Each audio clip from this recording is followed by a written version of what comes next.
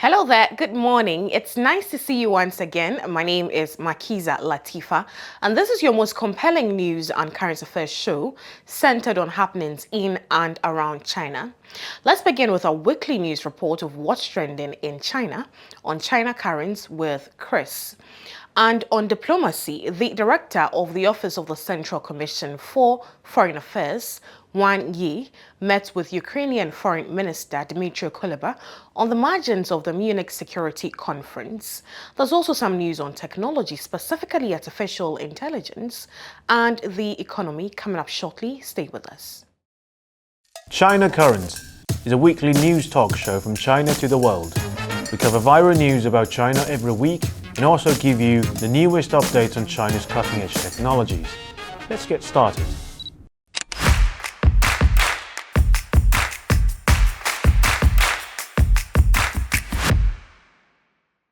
Hi, welcome to China Currents. I'm Chris. Let's start this episode with a tragic event. On February 14th, a fishing boat from the Chinese mainland was violently chased by Taiwan authorities in the waters around Kinmen. 4 people on board fell into the water and 2 of them died. Despite the incident taking place during the traditional Chinese New Year holiday, Taiwan authorities refused to provide further explanation and apologies for the incident, excusing its actions in the so-called restricted waters. In response, on the afternoon of February 19th, Chinese Coast Guard boarded the tourist boat from Taiwan Island for inspection while the latter was passing through the waters around Kinmen, a group of islets in the Taiwan Strait controlled by Taiwan authorities. It's the first time the Chinese Coast Guard has implemented its law enforcement activity on vessels from Taiwan Island in the waters near Kinmen. The inspection took half an hour before the tourist boat was allowed to return to Kinmen. In response to the confrontational stance of Taiwan authorities, the mainland has announced that it will normalize its law enforcement patrols around Kinmen, denying the so-called restricted waters in the area, as the waters have historically been a traditional fishing ground. The mainland reserves the right to take further measures, said the spokesperson of the mainland's Taiwan Affairs Office at the State Council. Next up, let's turn to Chinese diplomacy. On February 18th, member of the Politburo of the CPC Central Committee and director of the Office of the Central Commission for Foreign Affairs, Wang Yi, met at request with Ukrainian Foreign Minister Dmytro Kuleba on the margins of the Munich Security Conference. Wang Yi noted that China and Ukraine are strategic partners and our two peoples have long enjoyed friendly exchanges. There is a traditional friendship between the peoples of China and Ukraine. Wang Yi also expressed gratitude for Ukraine's help at the emergency evacuation of the Chinese nationals. And Wang Yi stated that on the Ukraine issue, China's always been standing on the side of peace and dialogue and insisted on promoting peace talks. China does not want to see the crisis being prolonged and escalated and is willing to work with the international community to prevent the situation from getting worse and strive to bring about peace. Kuleba said that Ukraine and China have kept contact all along the past year. Ukraine wants to realize peace much more than any other countries, and Ukraine values China's status as an important influence on the international arena, as well as China's stance on a political settlement to the crisis. Ukraine expects China to continue its constructive role. 2 days later, on February 20th, French President Emmanuel Macron held talk in Paris with Wang Yi. Macron stressed the importance of France-China strategic dialogue and reaffirmed France's consistent adherence to the One China policy, stating that this position is clear and unambiguous. In the face of global challenges, France is committed to strategic autonomy and is willing to enhance strategic cooperation with China to jointly safeguard peace and stability. Both sides agreed to strengthen cooperation on a wide range of issues, including climate change, biodiversity protection, sustainable development, agricultural products, clean energy, nuclear energy research and development, artificial intelligence, aerospace, and forest carbon sinks. Next up, AI. OpenAI's text-to-video model Sora sparked global excitement upon its release. A few days later, a meeting of the State-owned Asset Supervision and Administration Commission on AI development was held, emphasizing the need for SOEs to play a leading role in the country's AI drive. It's not the first time SASAC has put particular focus on AI this year. At the State Council Information Office press conference in January, SASAC's Secretary General and spokesperson Zhang Shuxin introduced that the regulator will plan and promote a batch of major projects, select 100 projects in strategic emerging industries, build strategic emerging industry clusters, and implement special actions like AI+. One key goal of China's AI development plans is to address the computing power foundation issue, that is, AI chip clusters. And secondly, there is an emphasis on AI empowerment across industries, a clear and direct approach that, combined with China's national conditions, differs from the US AI direction. In 2023, the Ministry of Industry and Information Technology issued guidelines on future industrial layouts, including general AI, brain-computer interfaces, and humanoid robots, and a metaverse. It is worth noting that just days ago, insiders reported that relevant Chinese authorities had already convened meetings to study and discuss it. Next up, lately Chinese authority has been focusing on the previously little regulated stock market. After the appointment of the new chairman of the China Securities Regulatory Commission, new sets of regulations and punishments are being carried out swiftly, bringing a powerful momentum to the previously chaotic and speculative market. Here are some examples of the reform. Back in October 9, 2023, the Shanghai Stock Exchange has already established a dedicated reporting system and corresponding regulatory arrangements targeted at quantitative trading by publishing notifications on matters related to the reporting of algorithmic stock trading and notification on strengthening the management of algorithmic trading. The said regulation has just been implemented lately. Now existing investors have completed their reporting on schedule as required, and new investors have complied with the report first, trade later regulation. Overall, the quality of the reports submitted by all parties have met the requirements, laying a solid foundation for the further strengthening and improvement of quantitative trading supervision. The SSE has committed to leveraging the reported information to continuously enhance the monitoring and analysis of algorithmic trading, especially high-frequency trading.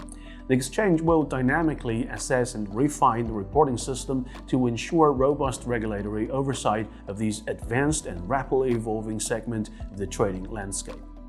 As of February 20th this year, data from the stock exchanges in Shanghai, Shenzhen, and Beijing shows that 46 companies have terminated their listing applications. Among these, one application was rejected at a review meeting, while the remaining 45 companies voluntarily withdrew their applications. This move comes as a part of an effort to improve the quality of listed companies. The China Securities Regulatory Commission is set to focus more on strictly controlling the initial public offering access by intensifying supervision and inspection of companies preparing to go public. There is a significant emphasis on clamping down on financial fraud to ensure the integrity of the market.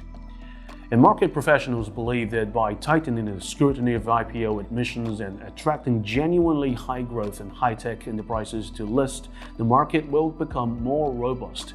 There is a call for strong measures against companies that aims to list for the purpose of cash grabbing and cashing out. Additionally, there is a push to increase penalties for intermediary agencies involved in cases of wrongdoing. These efforts aim to protect the lawful rights and interests of small and medium investors and to boost market confidence. On February 19th, the Shenzhen Stock Exchange identified abnormal trading activities executed by Ningbo Lingjun Investment Management Partnership.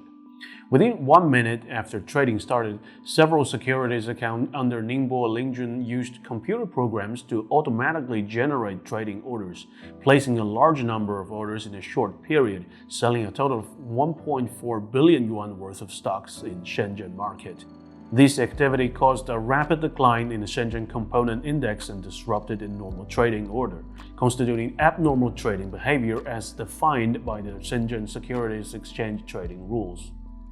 Throughout the year, Ningbo Lingjun's securities account have been subject to regulatory measures such as written warnings from this exchange due to abnormal trading practices. But despite these measures, Ningbo Lingjun continued to engage in abnormal trading behavior.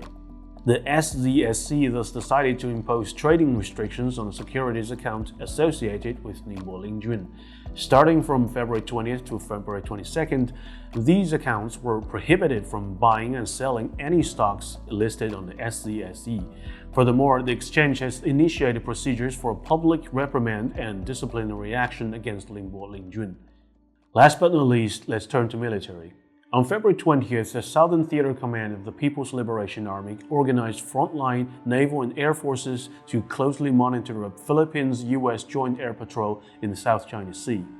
The operation was confirmed in a statement released by the command on the same day. The so-called Joint Air Patrol was conducted by 3 Philippine Fa-50 jet fighters and 1 US B-52 bomber on February 19th. The Philippine side brought together a non-regional country to stir up trouble in the South China Sea and publicly hyped up the air patrol, according to the statement, criticizing the US involvement.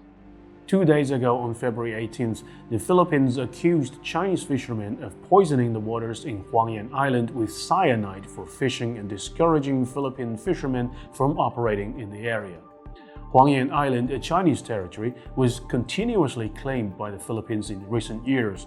Prior to the Philippines-US Joint Air Patrol, the Chinese embassy in the Philippines refuted the poisoning allegations as completely baseless and fabricated, condemning the Philippines for exacerbating tension and undermining the bilateral relationship through consistent provocations.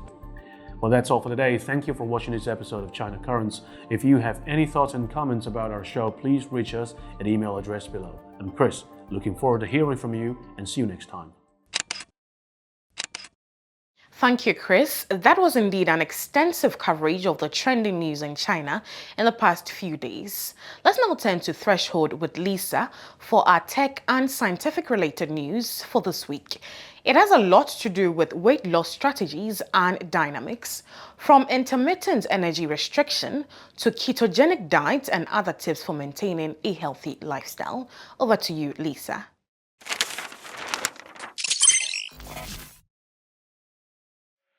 Every celebration brings forth an extra pound. In China, the Spring Festival is a time for feast, and normally after it's over, people start to think about losing weight, especially with summer around the corner. Hi, I'm Lisa, and this is Threshold in China. Losing weight seems simple enough. Eat less and exercise more. Well, it's easier said than done. But today we are going to talk about 3 scientific findings to what different diets and exercise plans do to our body.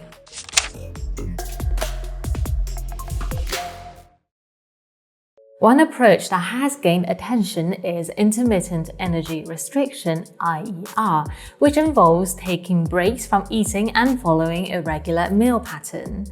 A recent study conducted by scientists at Zhengzhou University People's Hospital in China found that IER can effectively help obese individuals lose weight and reduce obesity-related complications.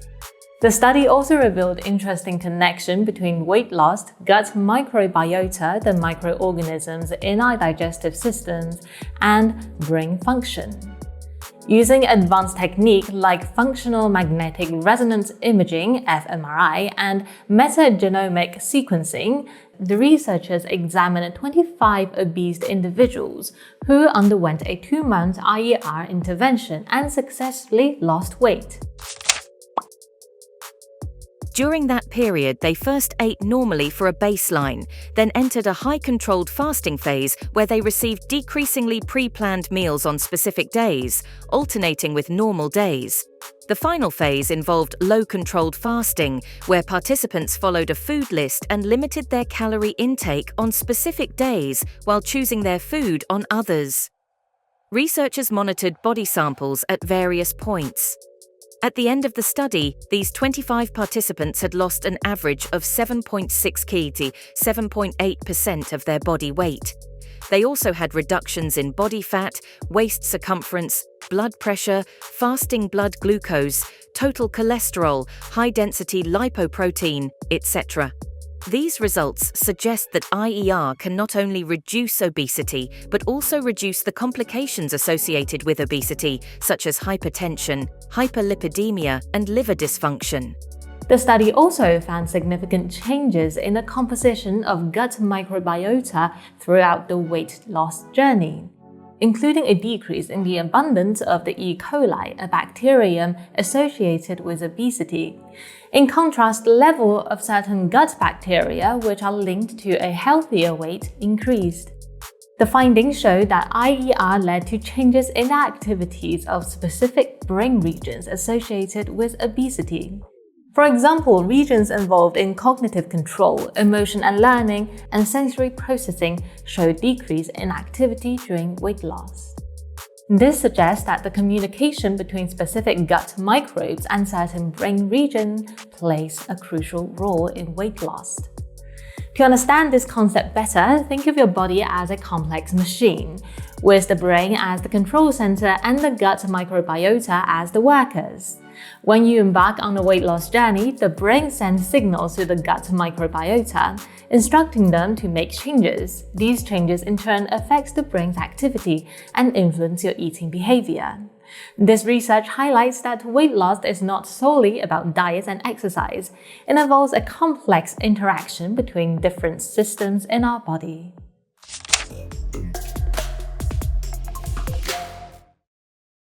Anxiety disorders affect millions of people worldwide, and while exercise has long been known to improve our mood, we still don't know why it is. A study from Nanjing University has uncovered some insights into how exercise reduces anxiety by examining the connection between different parts of the brain. The study focuses on two areas, the cerebellum, which helps control movement, and amygdala, which is the emotional center of the brain. The researchers discovered a pathway, a 3-neutron loop, that connects the cerebellum with the emotional system. This pathway acts as a bridge between the parts of the brain responsible for movement and those that process emotions, known as the limbic system. By engaging this pathway through physical activity, anxiety levels can be effectively regulated. The scientists conducted tests on mice and rats, having them engaged in various physical activities. They found that exercise affects the connection between the cerebellum and amygdala, especially in the case of challenging activities like running on the spinning wheel.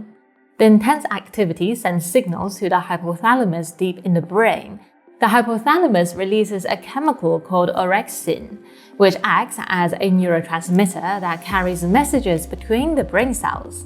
Orexin is already known to regulate important functions like sleep, hunger, and stress. This study suggests that orexin also has a significant impact on our emotions. Orexin travels to cerebellum, which then activates the amygdala. All of this helps the amygdala stay calm in situations where you might be afraid. So challenging exercise has a particularly strong effect in reducing anxiety, such as brisk walking, jogging, or participating in sport. Additionally, this study suggests that the cerebellum plays a crucial role not only in coordinating movement, but also in regulating emotions.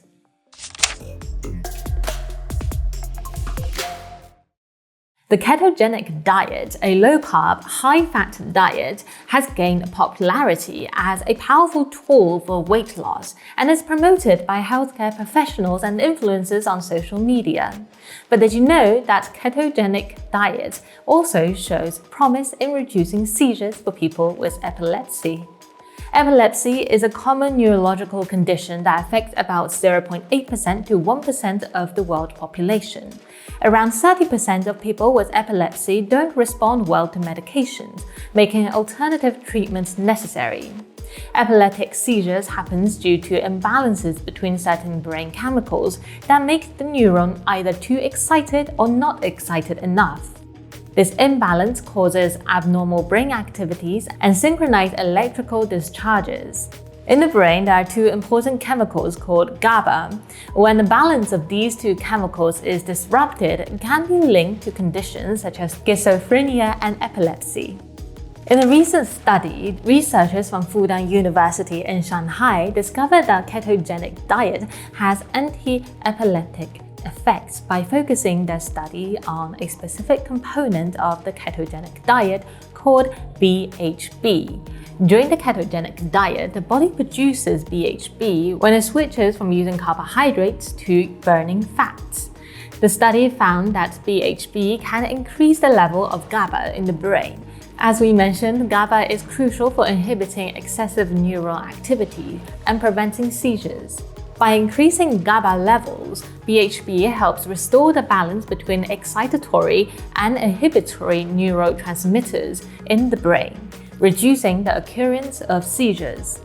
Although this study was conducted on mice, it provides valuable insights into how the anti-epileptic effect of the ketogenic diet works. Researchers hope that by understanding the role of BHB in reducing seizures, they can develop alternative treatments that can harness the benefit without the need for dietary restrictions. And that is all for today's Threshold. As usual, we welcome your feedback and thoughts. And that's all for Threshold with Lisa. I hope you learned a thing or two from these scientific findings on what really happens to our bodies when we take these popular weight loss or weight maintenance strategies.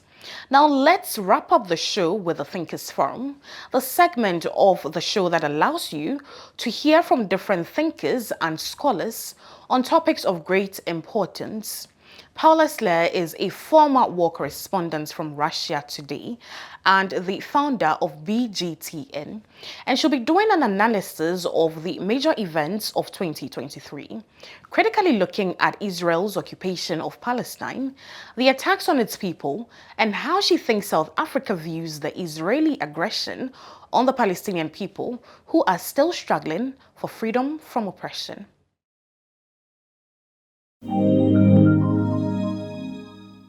Could you use a word to define 2023?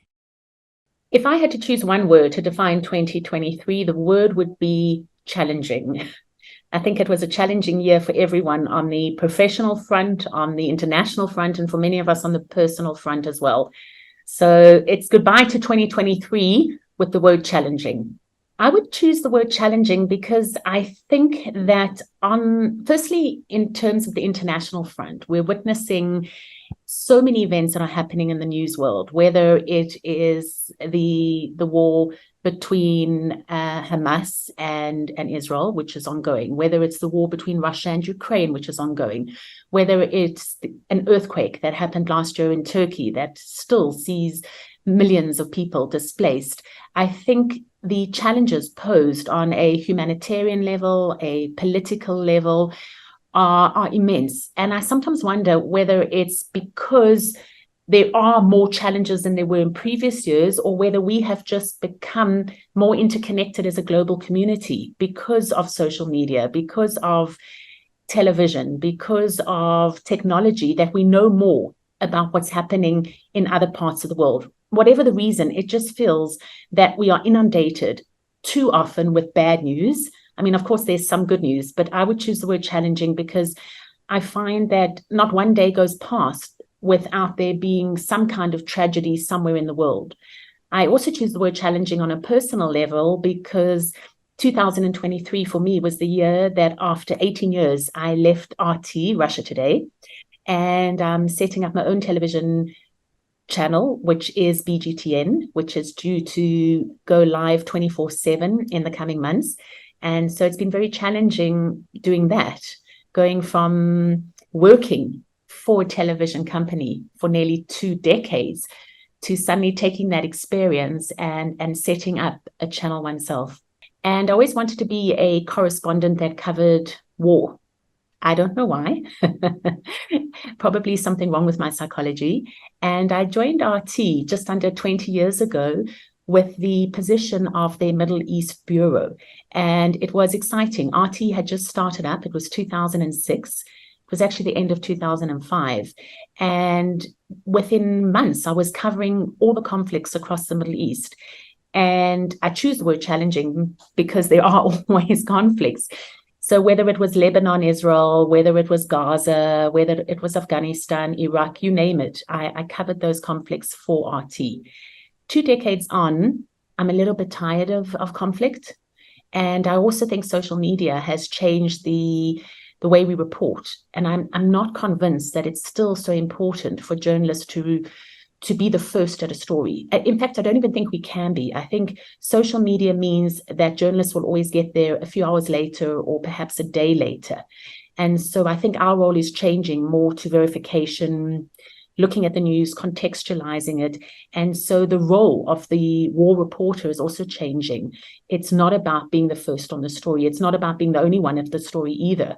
And as those changes happen, I find that I'm a bit tired of the war reporting. 2 decades on, and I would like a new challenge. And what a fantastic challenge to be in a position that you can set up your own channel. Who is the most memorable figure in 2023? The most memorable figure for me from 2023 and also going forward would have to be the Saudi Crown Prince, Mohammed bin Salman.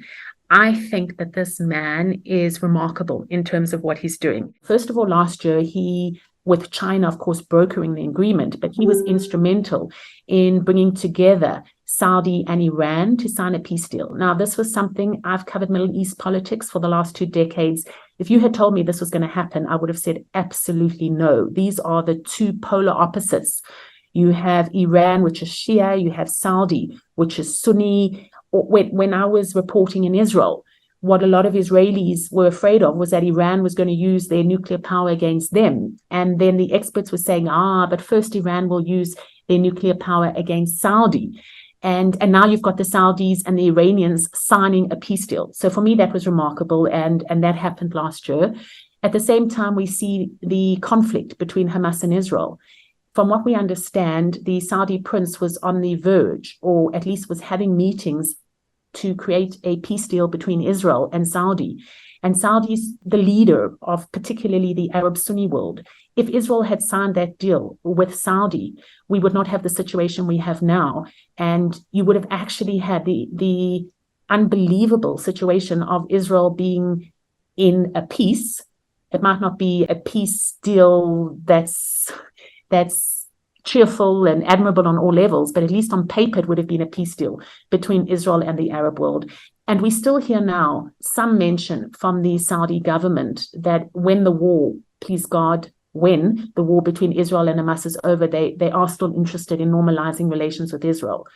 Whether that happens is another story. But I think that's all because of the Saudi crown prince. And I think, especially as a young man, I think he's 38, it takes a lot of courage to be able to do that, to sign a peace deal with Israel, something that would have been unheard of until then. The other things that he's doing, he has the Saudi 2030 vision, where he is going to turn Saudi into something that it's never been in the past. He wants to take the country's reliance away from oil, invest it in numerous projects. So you'll have the city of the future, which is known as NEOM. You already have all these sports talents. For example, Cristiano Ronaldo going to live in Saudi and play for Saudi sides. And for me, this is a leader that the West wants to talk to, the East wants to talk to, everybody wants to talk to him. And it's not just because he has money. From what I understand, Saudi has enough oil money for the next 200, and I think the figure was the next 220 years, plus minus. But I think he is a man who's not afraid of making decisions. And for me, he would be someone to watch going forward as well. I feel that he is, if not the most influential, then definitely one of a handful of the most influential leaders on the world stage. And what I think is also exciting is that so few people know anything about Saudi. I haven't been there, and I'm actually planning to go there this year. And I think that I sense Saudi Arabia is going to become the new United Arab Emirates, in the sense that the capital of Saudi, Riyadh, will be Dubai. 30 years ago, Dubai was something new. It was in the desert, and they were attracting foreigners, and let's build Dubai. I think this is what is going to happen with Riyadh. They are looking for foreigners to come. If you go on any advertising for jobs in Saudi, they're prepared to pay money. They want to pay for talent. They want to pay people who know what they're doing, and they're not afraid of bringing in foreigners, building up the country. Of course, one of the challenges facing the Saudi Crown Prince, Mohammed bin Salman, is going to be finding the right balance with the religious parties, because he needs to deal with those that are very religious in his country. And they're not going to want to have Riyadh as a tourist center for Western foreigners like Dubai is. So I think he has a lot of pressure and challenges, and that's why I really admire him, because I think Saudi Arabia is going to become the new United Arab Emirates, the new Dubai. And for people like me, actually, who feel that I missed out on Dubai 30 years ago, I would be open to going to Riyadh now, 30 years later, and saying, well, let's see what opportunities are here. Let's see how this country is making the desert bloom, because that's what they're doing. One of the projects is what is called rewilding. 100 years ago, Saudi Arabia had animals and jungles that you see here in Africa, and now it's a desert.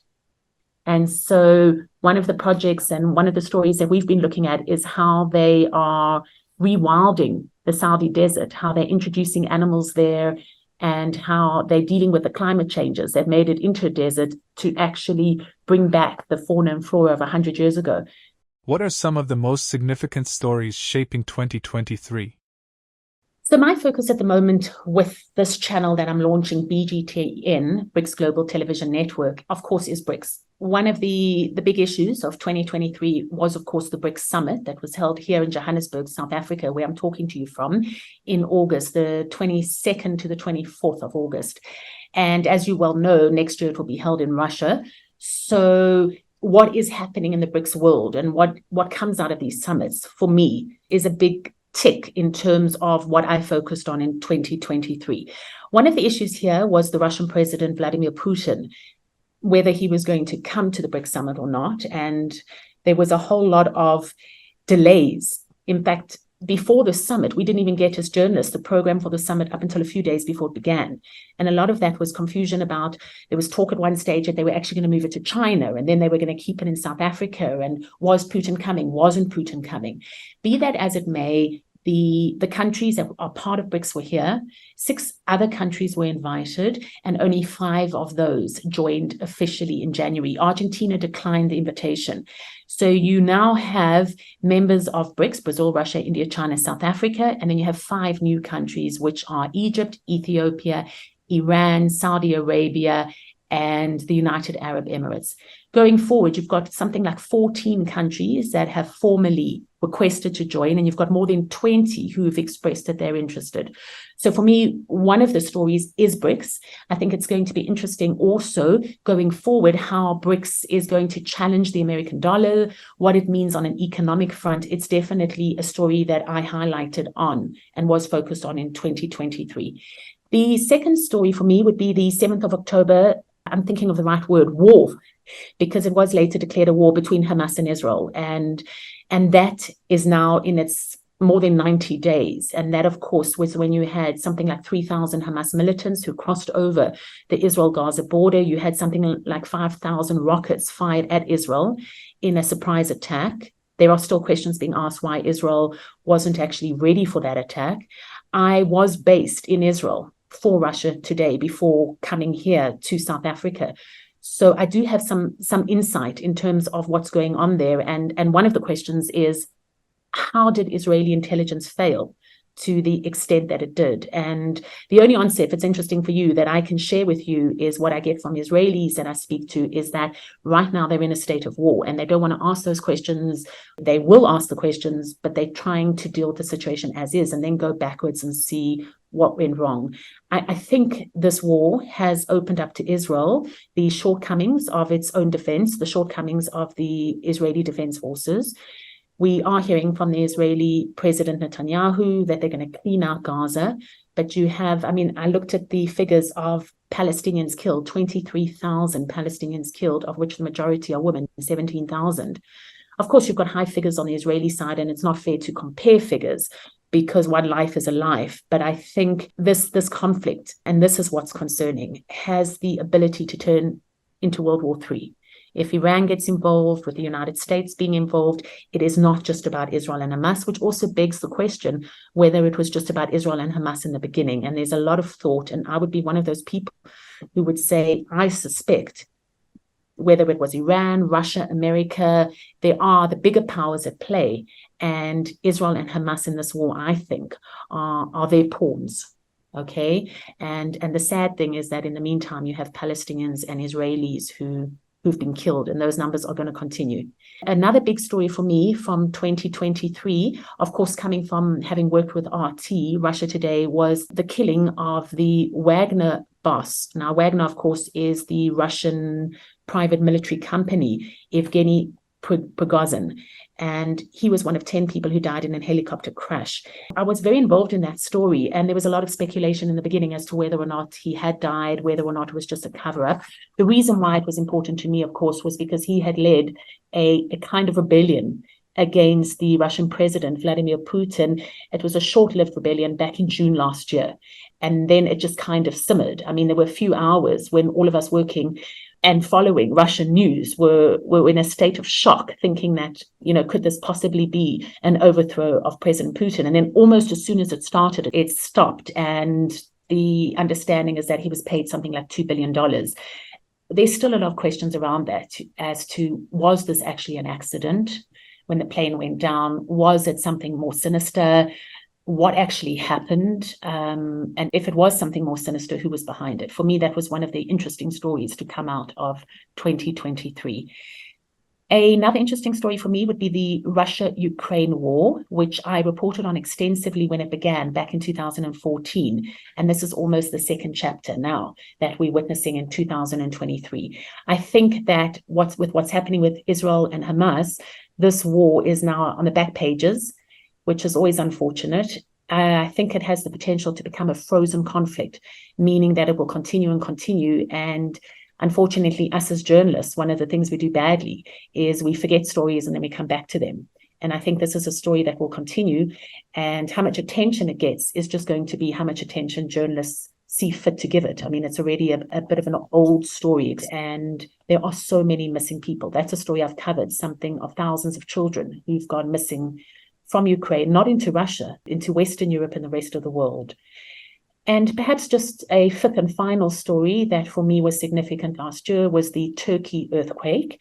That was back in February, and the figures are about 50,000 people who were killed, some 15 million people, if not more, who were affected, and 107,000 people injured. That earthquake, of course, happening in the south of Turkey and the north of Syria. And millions of dollars have been spent and are still being spent trying to provide humanitarian assistance to the victims of the Turkey earthquake. Is Israel's failure an excuse or possibility? That's a really good question, because you're asking me whether Israel's failure is an excuse or possibility. I would have answered that question in the immediate aftermath of the Hamas attack and say it was an excuse. Like the Israeli army, there's no way that they did not get the information. And there's some reports that I saw of hours that it took the Israeli soldiers to respond. You had people on social media that were uploading and saying, please, I'm hiding in my bunker or in whatever part of their house there was, please come help me. And it was only hours later that they were either rescued or militants came in and killed them. So the question is, what happened in those hours?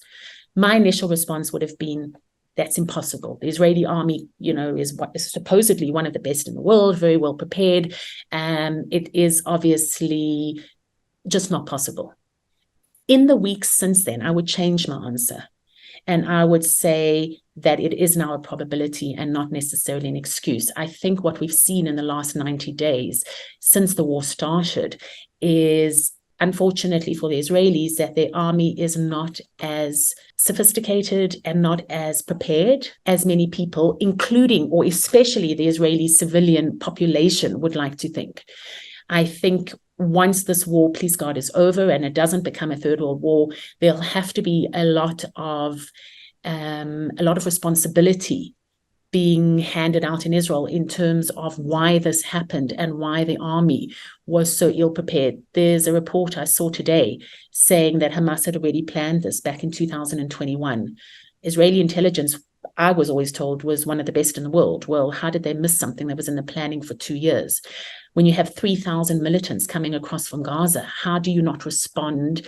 The size of Israel is the size of the Kruger National Park in South Africa. It is 1/15th the size of South Africa. And I've spoken to people here in South Africa who are commandos who say that when they are on call, they can go anywhere in South Africa within 2 hours. How is it possible that in a country like South Africa, in a country like Israel, that's 1/15th the size of this, it took them 6 to 8 hours to respond. So I think there's going to be a lot of inner searching, a lot of changes that will need to be made in Israel. How does South Africa view the Israeli-Palestinian conflict?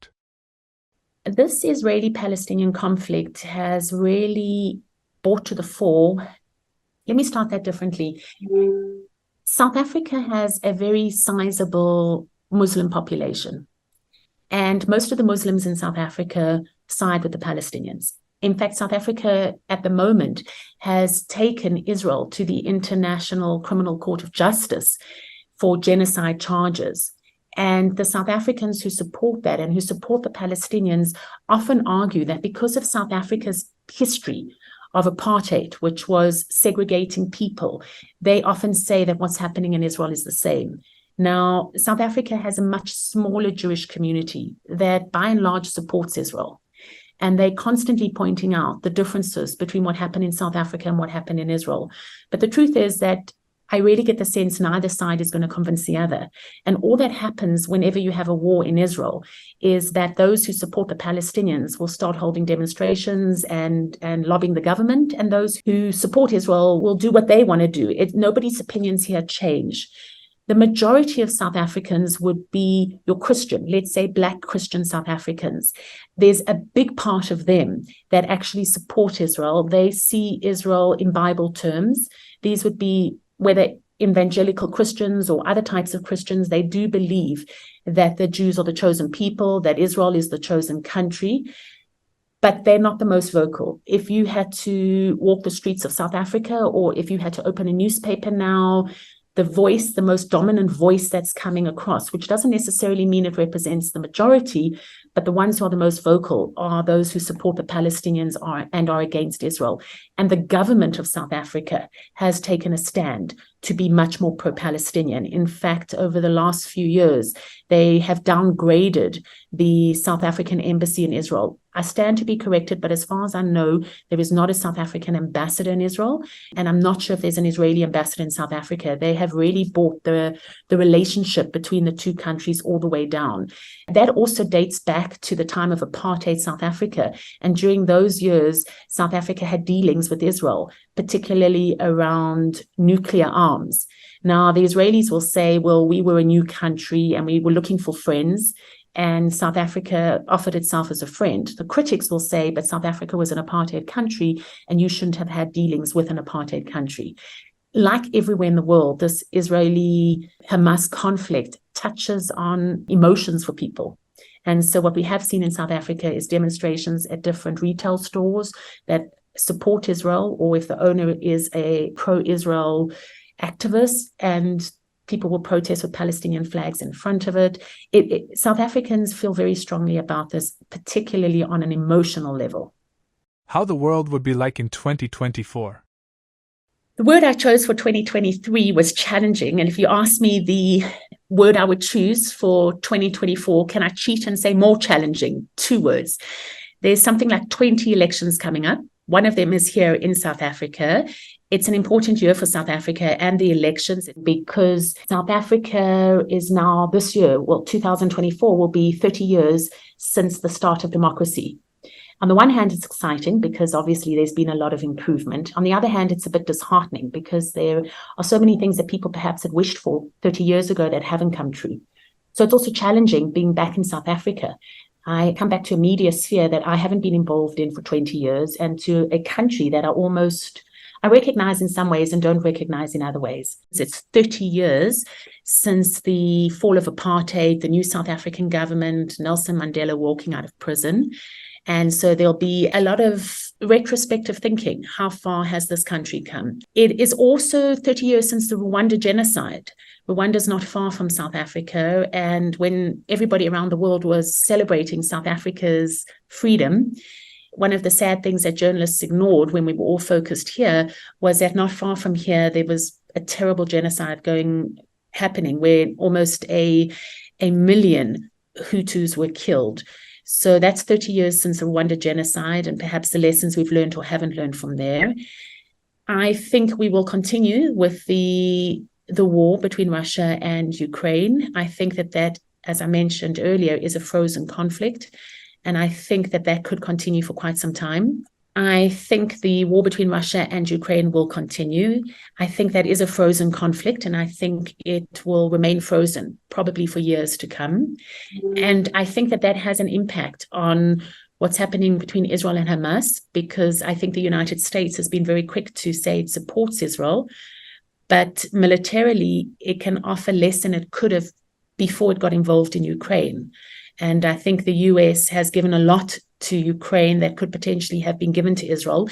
I don't know if it's significant enough to change the course of America's assistance to Israel, but I do think it's worthy to note. I think 2024, for me, the most significant story of 2024 will be this war, will be the Israel-Hamas, and whether or not it escalates into World War III. Because if it escalates, you have Iran backing Hamas, and Russia's on the same side. You have the United States backing Israel, and you have all the criteria of what could potentially become a third world war. I think China is in an interesting position. I think particularly because China brokered the deal between Iran and Saudi Arabia, which was kept under wraps. No one knew it was happening until the announcement came. I think China is an interesting player to watch. And I think many people outside of China, and certainly in the circles I move, feel that China is actually the real power globally. And it'll be interesting to see what the Chinese president does. And he might be the person that has the ability to sway the direction of which some world politics will be heading off. I think 2023 will continue to see the rise of Saudi Arabia. I think we will see Saudi flexing its muscles, whether it's in terms of business or not, elsewhere on the global stage. And here in Africa, what is also a big story is the growing influence of China in Africa. And I have been traveling Africa quite a lot over the last few months since I came back. And there is distinctly, but it's been going on for a while, very strong influence in Africa by China. People feel it. Depending which country you're in, people either welcome it or don't welcome it. But I think that will certainly continue to grow with 2024. And that's all for the show this morning. It's been a great morning filled with great content. I hope you enjoyed every bit of it.